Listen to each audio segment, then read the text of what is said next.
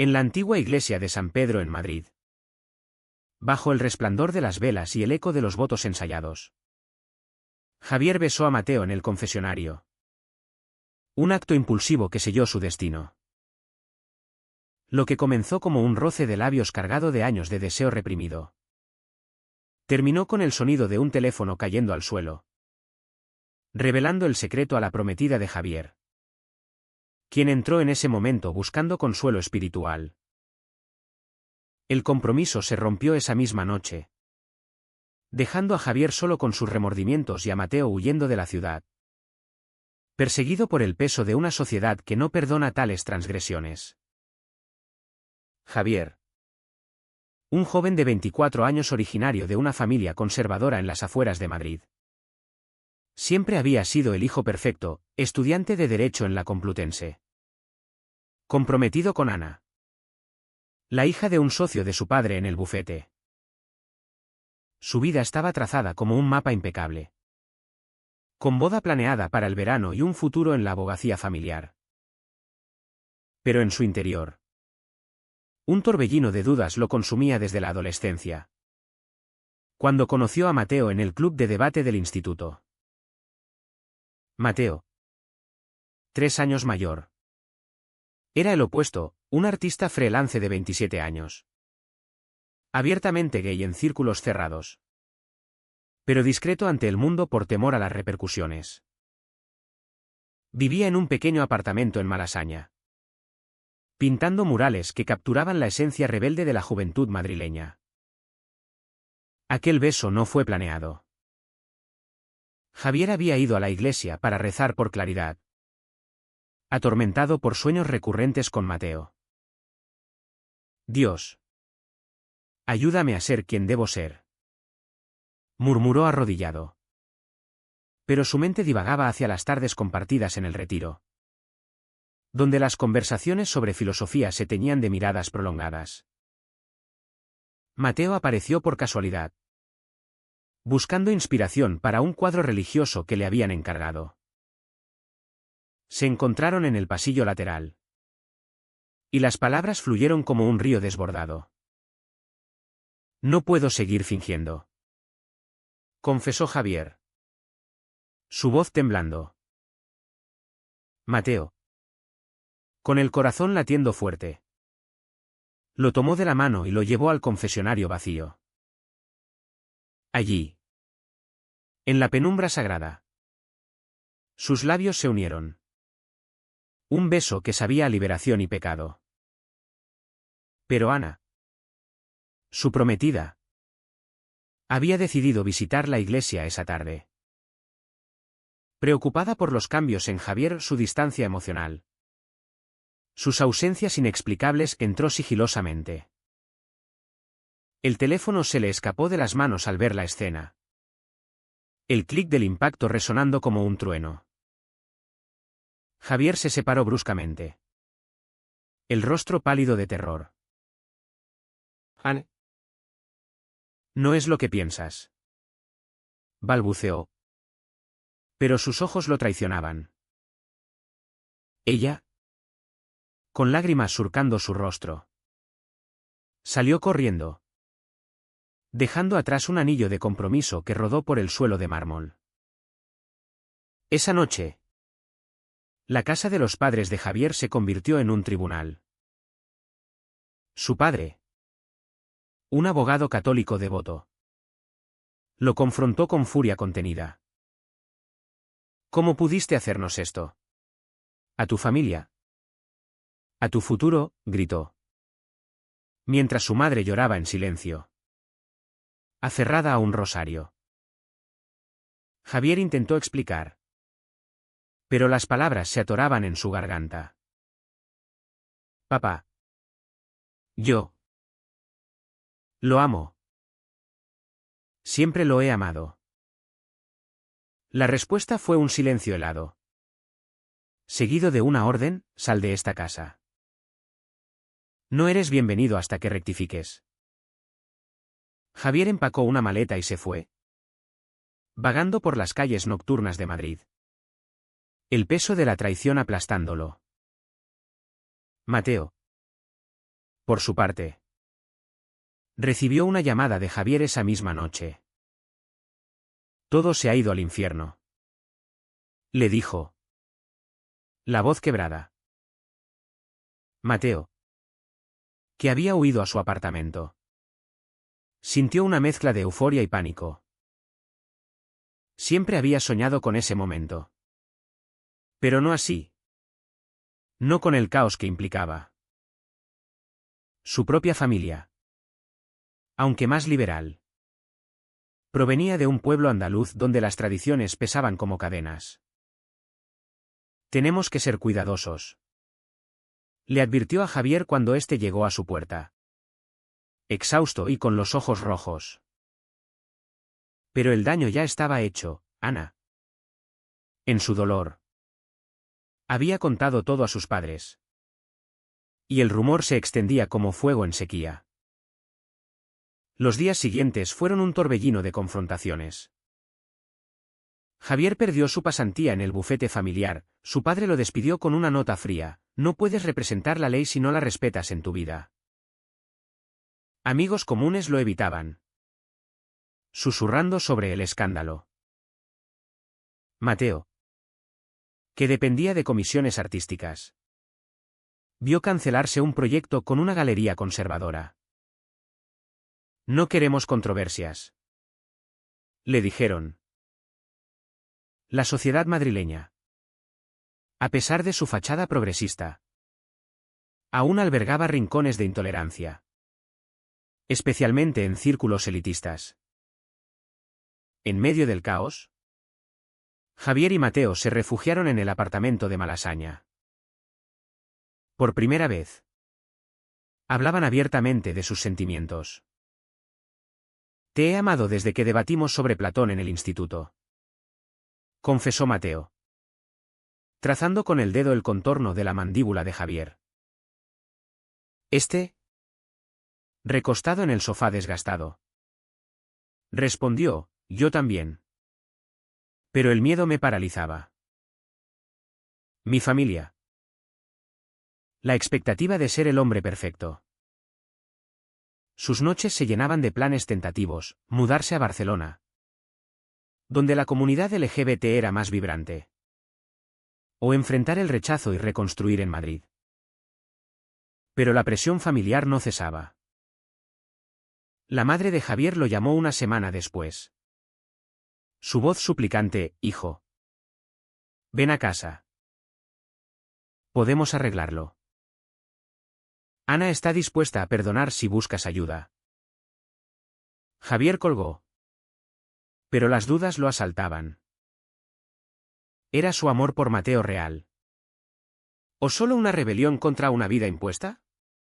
Mateo notaba su inquietud. Si quieres volver, lo entenderé. No quiero ser la razón de tu ruina. Javier lo abrazó. Pero en su mente, el conflicto rugía.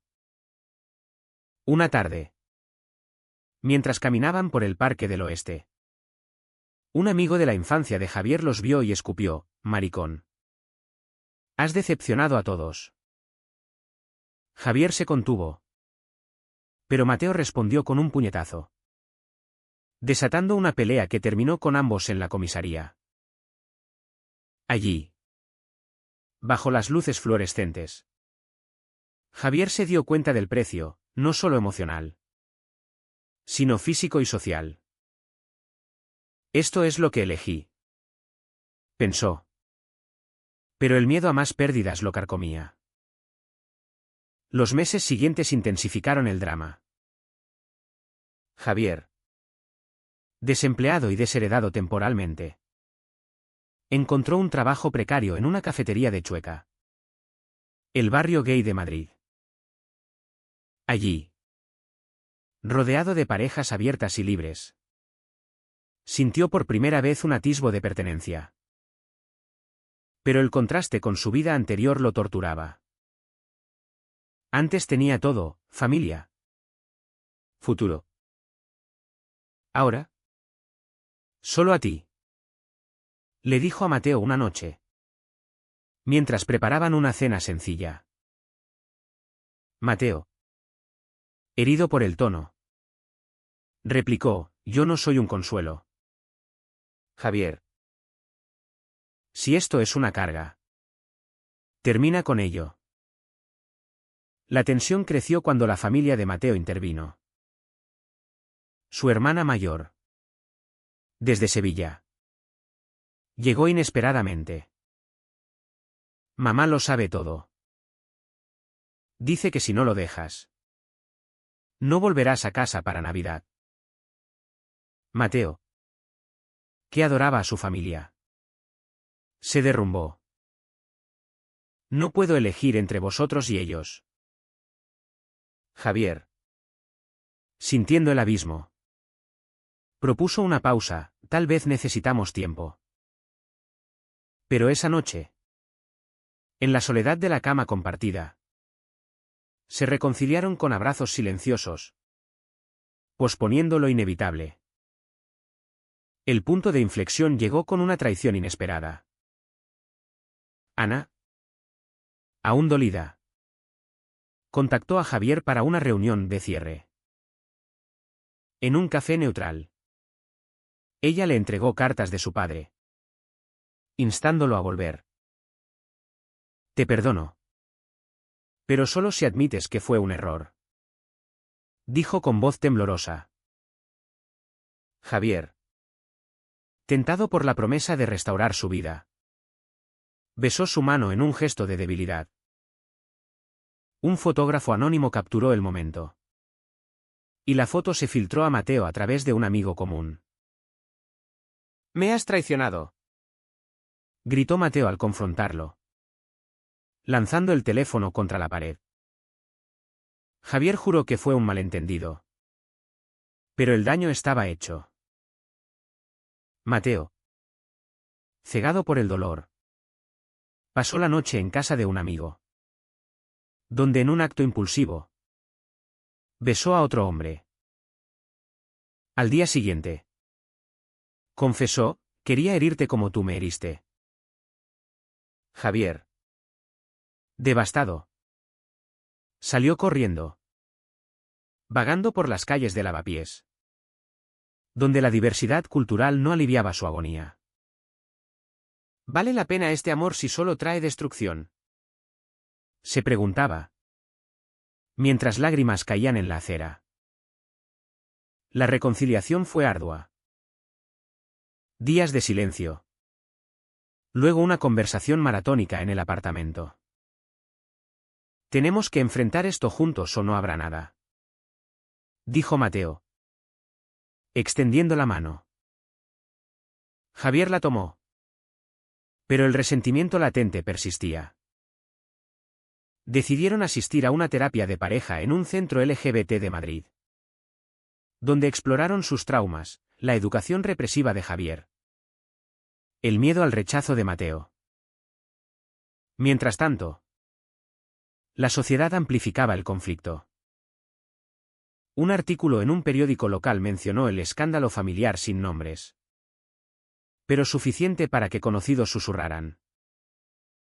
El padre de Javier, en una cena de negocios, defendió públicamente la moral tradicional, indirectamente condenando a su hijo. Javier lo confrontó en una llamada: papá, soy gay. Acéptalo o piérdeme para siempre. El silencio al otro lado fue ensordecedor. Mateo, inspirado por el dolor, creó una serie de pinturas sobre identidad oculta, que se exhibieron en una galería underground. Una de ellas, un retrato abstracto de dos hombres entrelazados en sombras, ganó atención. Pero el éxito trajo envidia. Un ex de Mateo, celoso, filtró detalles personales, exponiendo su relación en redes sociales. Los comentarios variaban de apoyo a odio virulento, degenerados versus valientes. En medio del torbellino, Javier recibió una oferta de trabajo en Valencia, lejos de Madrid. Podríamos empezar de nuevo, sugirió a Mateo. Pero este dudaba, huir no resuelve nada. Debemos pelear aquí. La decisión pendía como una espada de Damocles. Mientras las presiones familiares escalaban. La madre de Javier organizó una intervención, invitando a un sacerdote para curar su orientación. Javier asistió por lealtad filial. Pero salió furioso, no estoy enfermo. Mateo. Al enterarse, explotó, ¿vas a dejar que te laven el cerebro? La pelea culminó en una separación temporal. Javier se mudó a un hostal, reflexionando sobre sus elecciones. ¿Elegí el amor o la autodestrucción? Se preguntaba en las noches insomnes. La separación duró 2 semanas. Un infierno de introspección. Javier. Solo en el hostal de Atocha. Revivió recuerdos, el primer roce accidental en el debate escolar. Las miradas robadas en fiestas universitarias. Entendió que su amor por Mateo era genuino. No una fase. Llamó a Ana para disculparse sinceramente, te usé para encajar en un molde que no era mío. Ella, con madurez, respondió, lo sé. Encuentra tu paz. Mateo. En su apartamento. Pintaba furiosamente, canalizando el dolor en arte. Una noche, un amigo lo convenció de ir a una fiesta en Chueca, donde conoció a alguien nuevo. Flirtearon. Pero Mateo se retiró, no puedo. Aún lo amo. Al día siguiente, buscó a Javier, encontrándolo en la cafetería. Vuelve. No soporto esto, suplicó. Javier, con lágrimas, aceptó. Pero con condiciones, debemos ser honestos con todos. Juntos, enfrentaron a las familias. Primero, la de Javier. En la casa familiar, bajo la mirada escrutadora de sus padres, declaró, Mateo es mi pareja. Si no lo aceptan, me perderán. Su madre lloró. Pero su padre, tras un silencio, dijo, dame tiempo. Fue un avance mínimo, pero esperanzador. Con la familia de Mateo en Sevilla, viajaron en tren. Su madre, tradicional pero amorosa, los recibió con frialdad inicial. Esto no es lo que esperaba para ti, dijo. Mateo respondió, es lo que soy. Mamá. Una cena tensa evolucionó a relatos de infancia, suavizando tensiones. No fue aceptación plena, pero un puente. De vuelta en Madrid, el amor se fortaleció. Pero las secuelas persistían. Javier perdió amigos conservadores, pero ganó aliados en la comunidad LGBT. Mateo vio su arte florecer, con exposiciones que abordaban temas de identidad. Sin embargo, una crisis moral surgió cuando Javier recibió una carta anónima, abandona a tu amante o tu familia sufrirá. Era un chantaje de un socio descontento de su padre. Confrontaron al remitente. Un hombre mayor con prejuicios arraigados. La sociedad no cambia por caprichos, espetó. Javier replicó, cambia por personas como nosotros, que luchan. La policía intervino, resolviendo el asunto, pero dejando cicatrices. El clímax llegó en una manifestación del orgullo en Madrid. Javier y Mateo marcharon, mano en mano, bajo banderas arcoíris. Pero un grupo de extremistas los atacó verbalmente, recordándoles la persistente discriminación. Javier, herido por un insulto, dudó, ¿vale la pena exponernos así? Mateo lo abrazó, sí, porque es nuestra verdad. Tras el evento, en la quietud de su hogar, planearon el futuro, mudarse juntos. Tal vez casarse cuando la ley lo permitiera plenamente. Pero las dudas éticas permanecían, ¿habían herido a otros innecesariamente? ¿Era su amor egoísta? Los años subsiguientes trajeron madurez y resolución. Javier completó su carrera en Derecho, especializándose en derechos LGBT, defendiendo casos de discriminación. Mateo se convirtió en un artista reconocido, con obras en galerías de Barcelona y Bilbao. Su relación, forjada en fuego, se volvió un faro para otros. Pero el precio fue alto. La familia de Javier se reconcilió parcialmente, su padre asistió a una cena, aunque con reservas. La madre de Mateo los visitaba, trayendo aceitunas de Sevilla como ofrenda de paz. Ana encontró su propio amor, enviando una carta de felicitación. Aún así, las sombras del pasado acechaban. En una terapia, Javier admitió, a veces me pregunto si debí quedarme en el closet por ellos.